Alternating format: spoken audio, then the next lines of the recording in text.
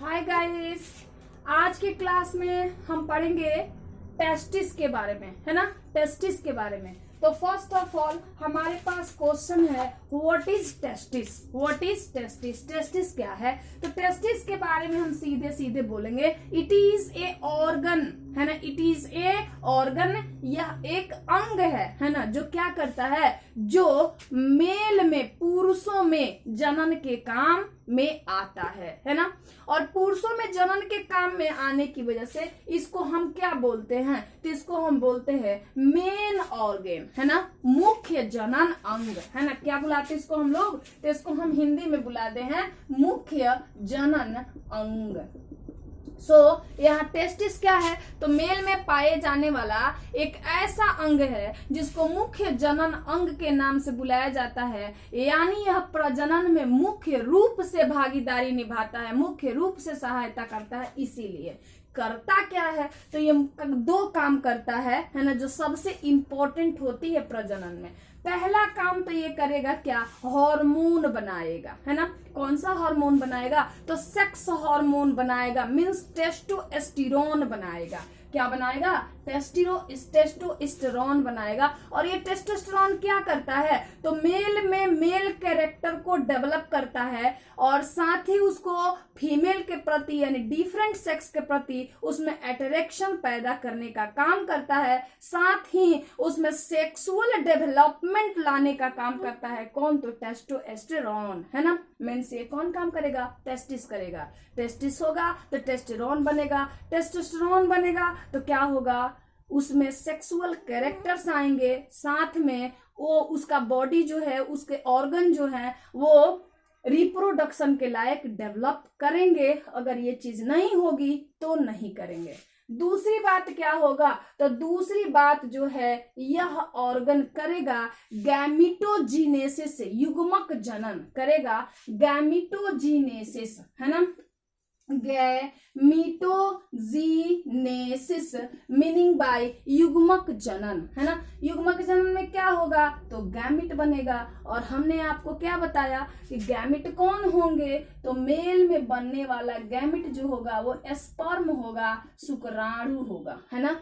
ठीक है, मीन्स ये क्या करेगा टेस्टिस, तो एक तो टेस्टोस्टेरोन नाम के हार्मोन को बनाएगा, जिस हार्मोन के कारण मेल में फीमेल के प्रति अट्रैक्शन होगी। और अट्रैक्शन के साथ साथ क्या होगा, तो उसके बॉडी में सेक्सुअल, है ना, सेक्सुअल रिप्रोडक्शन का जो प्रोसेस होता है, उस प्रोसेस के लिए उसके ऑर्गन, उसके अंग, उसका शरीर क्या होगा, डेवलप होगा, है ना। दूसरी बात क्या होगी, तो उसमें गैमिटोजीनेसिस होगा, मीन्स उसमें मेल गैमिट्स बनेंगे, मीन्स उसमें शुक्राणु बनेगा, मीन्स उसमें स्पर्म बनेगा। कहाँ, तो टेस्टिस के अंदर। और टेस्टिस के अंदर ये टेस्टिस नहीं होगा, ये सारे काम नहीं होंगे, सारे काम नहीं होंगे, उसमें रिप्रोडक्शन होगा ही नहीं। सो इसीलिए इसको कहा जाता है मेन ऑर्गन, है ना। ठीक है, नेक्स्ट है ये होता कैसा है, तो ये होता है सॉफ्ट। सॉफ्ट बोले तो बिल्कुल मुलायम, है ना। और नेक्स्ट इसकी कलर कैसी होती है, तो इसकी कलर जो होती है वो पिंक होती है। और इसका शेप कैसा होता है, तो इसका शेप जो होता है ओवल होता है, जिसको हम लोग अंडाकार शेप बोलते हैं, है ना।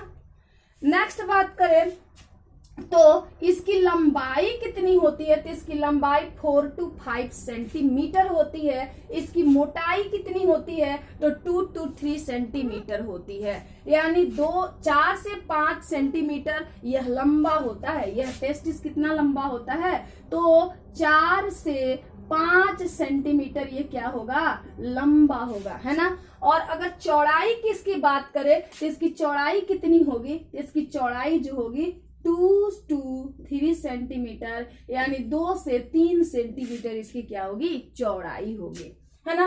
अब इसकी बात करें हम वजन की, इसका वजन कितना होगा, तो इसका वजन जो होता है वह 20 से 25 ग्राम इसका वजन होता है। 20 to 25 ग्राम इसकी क्या होती है, वजन होती है ना।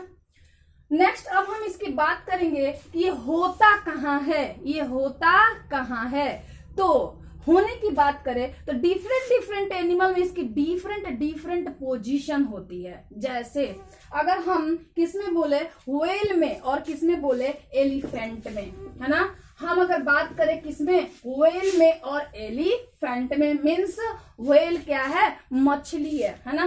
व्हेल क्या है भाई, तो व्हेल जो है मछली है, और एलिफेंट क्या है, एलिफेंट तो कुछ नहीं भाई, काली वाली हाथी राजा है ना, और क्या, ठीक है। तो ये दोनों किस श्रेणी में आते हैं, तो ये दोनों ही श्रेणी में आते हैं मैमल के।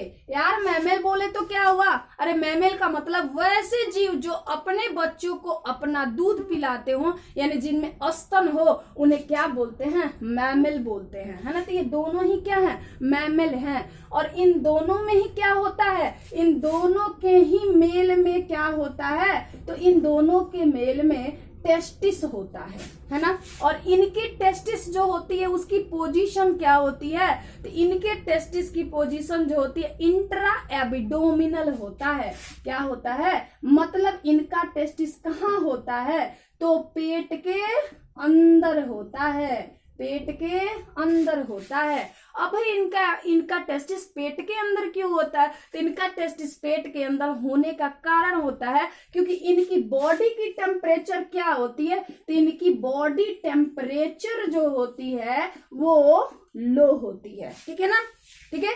इनकी बॉडी टेम्परेचर लो होने की वजह से इनका टेस्टिस कहाँ होता है, इनके पेट के अंदर होता है। और ये क्वेश्चन कई बार ऑब्जेक्टिव में पूछे भी जाते हैं, है ना, क्या कि वह कौन सा एनिमल है जिसमें टेस्टिस पेट के अंदर होता है, तो इनमें से हम किसी एक को बता सकते हैं। नेक्स्ट जो है, इसके अलावे एक और एग्जाम्पल हम देख सकते हैं, है ना।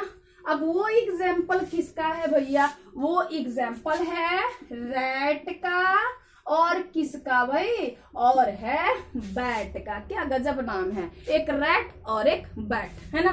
रैट का मतलब वही आपके चूहा भाई, है ना, जो देखो कुतर के रख देते हैं, और दूसरी बैट बोले तो वही चमगादड़, है ना। तो रैट और बैट दोज आर मैमल्स, है ना। दोनों के दोनों क्या हैं, दोनों के दोनों मैमल्स है। फिर यहाँ पे मैमल्स बोला तो स्तनधारी, और स्तनधारी बोला तो वैसे जीव जो अपने बच्चे को अपना दूध पिलाते हैं, किसके द्वारा, तो अपने स्तन के द्वारा, है ना। इनमें टेस्टिस कैसी होती है, तो इनमें टेस्टिस जो होती है यार समय के हिसाब से ना अपनी जगह बदल देती है ना। मतलब वो होती है कहाँ, एब्डोमेन के अंदर। कहाँ होती है, एब्डोमेन के अंदर, है ना। एब्डोमेन बोले तो पेट के अंदर, है ना, पेट के अंदर। लेकिन जब भी इनकी ब्रीडिंग सीजन आती है ना, ब्रीडिंग सीजन बोले तो जब भी इनको क्या करना होता है, फीमेल के साथ सेक्सुअल रिलेशन बनाना होता है ताकि फर्टिलाइजेशन हो सके, है ना, इनके संतान इनके जैसे इनकी फीमेल से पैदा हो सके, है ना। उस समय इनका टेस्टिस क्या होता है, तो इनका टेस्टिस एब्डोमेन से आ जाता है कहाँ, तो उस पाउच के अंदर, है ना, उस पाउच के अंदर, उस थैले के अंदर आ जाता है, जिस थैले के अंदर टेस्टिस को पेट से बाहर रहना चाहिए। और उस थैले को, उस पाउच को हम क्या बोलते हैं, उसको हम बोलते हैं एस्क्रोटम। क्या बोलते हैं, एस्क्रोटम, है ना, ठीक है। एस्क्रोटम के अंदर आ जाता है, एस्क्रोटम को हिंदी भाषा में हम फोता बोलते हैं, है ना। तो जब भी चूहे में और बैट में ब्रीडिंग सीजन आता है, तब उनका टेस्टिस जो होता है एब्डोमेन से कहाँ चला आता है, तो उनके फोते में चला आता है, एस्क्रोटम में चला आता है ना। और जैसे ही ब्रीडिंग सीजन खत्म होती है, वापस फिर वो कहाँ चला जाता है, एब्डोमेन के अंदर चला जाता है। मतलब ये अपने वक्त के हिसाब से, जरूरत के हिसाब से ये अपने पोजीशन को क्या कर लेता है, बदल लेता है ना। एस्क्रोटम क्या है, तो शरीर के बाहर एक ऐसी बैग, एक ऐसी थैली जो जिसके अंदर क्या रहता हो, तो टेस्टिस रहता हो, है ना। फिर ये थैली क्या हो जाएगी, खाली हो जाएगी। जैसे ही ब्रीडिंग सीजन समाप्त हो जाएगा, टेस्टिस वहां से वापस निकलेगा, फिर वापस कहाँ चला जाएगा, पेट के अंदर, और वो जगह क्या हो जाएगी, खाली हो जाएगी, ठीक है।